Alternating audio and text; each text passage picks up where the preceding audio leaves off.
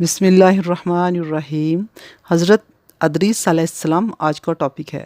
آپ کا نام اخنوخ ہے۔ آپ حضرت نوح علیہ السلام کے والد کے دادا ہیں۔ حضرت آدم علیہ السلام کے بعد آپ ہی پہلے رسول ہیں۔ آپ کے والد حضرت شیش بن آدم علیہ السلام ہیں۔ سب سے پہلے جس شخص نے قلم سے لکھا وہ آپ ہی ہیں۔ کپڑوں کے سینے اور سلے ہوئے کپڑے پہننے کی ابتدا بھی آپ ہی سے ہوئی۔ اس سے پہلے لوگ جانوروں کی کھالیں پہنتے تھے۔ سب سے پہلے ہتھیار بنانے والے، ترازو اور پیمانے قائم کرنے والے، علم نجوم و حساب میں نظر فرمانے والے بھی آپ ہی ہیں۔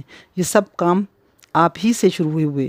اللہ تعالیٰ نے آپ پر 30 صحیفے نازل فرمائے اور اللہ تعالیٰ آپ کی کتابوں کا بکثرت درس دیا کرتے تھے اس لیے آپ کا لقب ادریس ہو گیا، اور آپ کا یہ لقب اس قدر مشہور ہو گیا کہ بہت سے لوگوں کو آپ کا اصلی نام معلوم نہیں۔ قرآن مجید میں آپ کا نام ادریس ہی ذکر کیا گیا ہے۔ آپ کو اللہ تعالیٰ نے آسمان پر اٹھا لیا ہے۔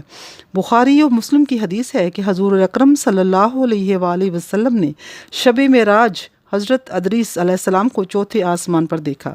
حضرت کعب احبار وغیرہ سے مروی ہے کہ حضرت ادریس علیہ السلام نے ملک الموت سے فرمایا کہ میں موت کا مزہ چکھنا چاہتا ہوں، کیسا ہوتا ہے؟ تم میری روح قبض کر کے دکھاؤ۔ ملک الموت نے اس کے حکم کی تعمیل کی اور روح قبض کر کے اسی وقت آپ کی طرف لوٹا دی اور آپ زندہ ہو گئے۔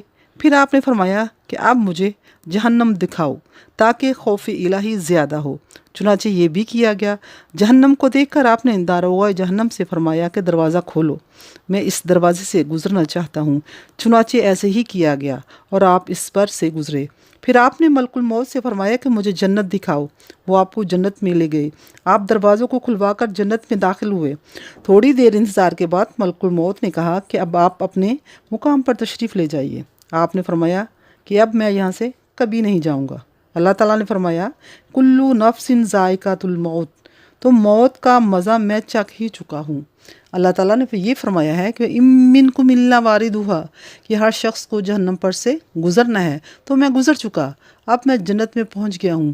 جنت میں پہنچنے والوں کے لیے خداوند قدوس نے یہ فرمایا ہے کہ وما وہم منہا بمخرجین، کہ جنت میں داخل ہونے والے جنت سے نکالے نہیں جائیں گے۔ اب مجھے جنت سے چلنے کے لیے کیوں کہتے ہیں؟